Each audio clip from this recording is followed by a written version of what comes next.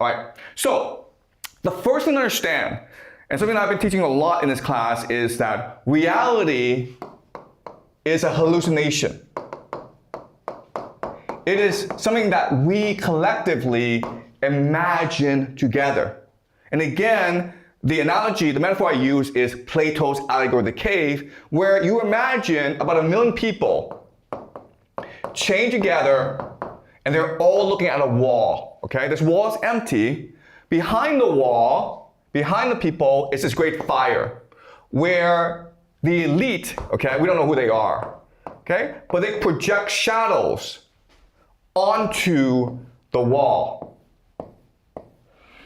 And then the people who are chained don't know what's going on behind the scenes. They only see what's in front of them, which is the wall. They see these shadows, and they start to create a reality around these shadows. They think these shadows are real, and they think, and they create mythology, religion, an entire framework around these shadows. Okay, and this is what we call reality. All right, so the main message here is that true wealth is our attention. Okay? Our consciousness is what's true wealth. In fact, our consciousness is what's real. Everything else is just an illusion. Everything else is a shadow. Your body is a shadow. Okay? The person in front of you is a shadow. This blackboard is a shadow. What's real is the thing inside your head. Your consciousness is what's real. Now what power is the capacity to direct and control this attention. Okay? How I exert power over you is by making you think the way I want you to think. By making you see what I want you to see. Okay? So I can make you see these shadows and make you think it's real, and that's what true power is.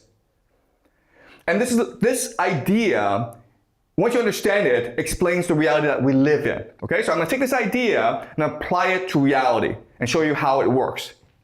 So, at the very basis of reality is the empire. Okay? It is the American empire that's able to force you to sit down and look at the wall. Then the people manipulating the fire, casting the shadows, are the game masters. And these are the financial elite, okay? Including the Bank of International Settlements, the Federal Reserve, Wall Street, City of London. Basically, private capital. Okay? They together create the conditions for this game. They're able to direct our attention. Okay? And the mechanism they do this with is, of course, with capital. Okay? Or US dollars. And then the game they create is something called the global economy, of course, right? The global economy. But in order for this game to work, the game masters have to disguise the fact that they're really in charge. So they create institutions that pretend to be objective, international, and impartial and fair, but are in fact controlled by the game masters. These are include of course, the UN, the WTO, the EU, the World Bank, okay? Lots and lots of these organizations. And then, in order to justify and legitimize this system, in order to make you think these shadows are real, media, education, and culture brainwash you, indoctrinate you into believing this system is real, when it's all just a hallucination, okay?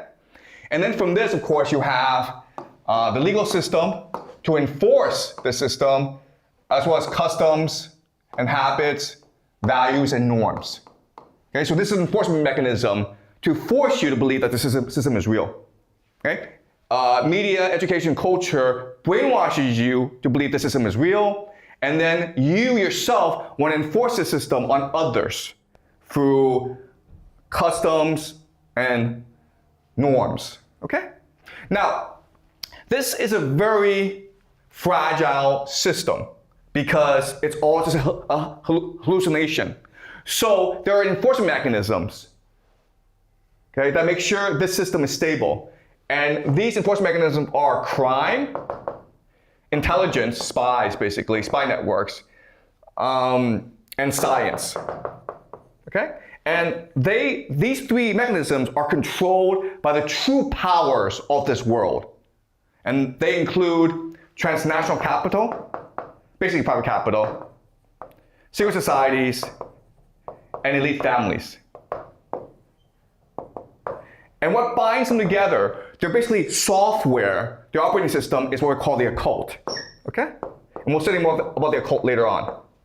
All right, okay, so this is how the world is designed. Again, this is all a hallucination. One thing that you don't appreciate about the system is that from this hallucination, I can actually project myself onto another force and create another hallucination, okay? And that's what Richard Nixon did. From this system, in order to maintain the empire, in order to maintain the supremacy of the US dollar, okay, he created two new hallucinations.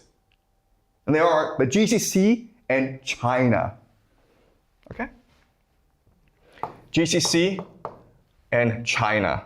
All right, so what underpinned this system before was gold. The fact that US dollar could always be exchanged for gold. Once that's gone, then you need to create two new hallucinations in order to disguise the hallucination, okay? So what happened was that over the next few decades, this system will transport itself and impose itself on the GCC and China, okay? This system here. It will impose itself into the GCC as well as China. In other words, and this is really important for you guys to understand, China is a hallucination of a hallucination. It's not real. Okay, I'll explain more about this later on, okay? All right, so once this hallucination is imposed onto the GCC and China, this creates demand for the US dollar, okay? And this creates certain stability for the US dollar. And it made China very, very wealthy, okay? But it's all just an illusion. It's all just a mirage. There's certain problems with this system. First of all, China doesn't have any creativity, okay? Why? Because if you're a hallucination of a hallucination, there's nothing for you to base yourself on. Okay? You're a shadow of a shadow. That's the first problem. Second problem is wealth extraction. Okay? The idea here is that whatever wealth China creates has to return to the source. Because the people inside China appreciate that the renminbi, its entire value is based on the US dollar. So would you rather have renminbi or US dollar? Of course you want US dollar, okay? And the third problem is the fragility of this system, okay? Meaning that if this system, the hallucination is unstable, then China is even more unstable because it's a hallucination of a hallucination. Okay, do you understand? Okay, so once we understand this, then we begin to reassess what happened these past 10 years. Why do the United States and China fight this trade war? The reason why is that China believed that it could be independent of this hallucination. In fact, it could create its own hallucination. And the United States says, no, no, no, guys. No, no, no. You're going to be dependent on us. So then they started to fight this trade war. And once this trade war happened, what happened? A lot of money and people start to flee China and move back to the United States. Okay? And now what China has recognized is, okay, first of all, we can't actually leave this hallucination because if this hallucination were to collapse, we collapse as well. So one thing we can do is actually to recouple, okay? To bind ourselves even greater to the system. Another way of saying this is that the global economy is under a lot of strain. There are two main beneficiaries of the global economy, the United States and China. So both are heavily invested in maintaining the illusion, the hallucination that is the global economy. Okay? And to appreciate how fragile all this is, think of the UAE. Okay? The UAE. The UAE, seen as though it was a very prosperous place, right? It had universities from America, like Georgetown, Cornell. It had people, the wealthiest people, flocking to Dubai. It seemed invincible. But the moment you attack the UAE, like Iran just lobs a missile at UAE, the illusion shatters. And now the UAE is gone. You understand? That's how precarious these hallucinations are. One hit at the right spot, the entire illusion is shattered. You can never bring it back. Okay? And so that's what China's afraid of now. So that's why China and the United States have to work together, because what's important is to maintain the nature of reality itself. The worst thing that can happen is if people wake up from this dream. Because if people wake up from this dream, everything collapses all at once. Okay? Does that make sense, guys? Any questions so far? Are we clear about this? Okay. All right.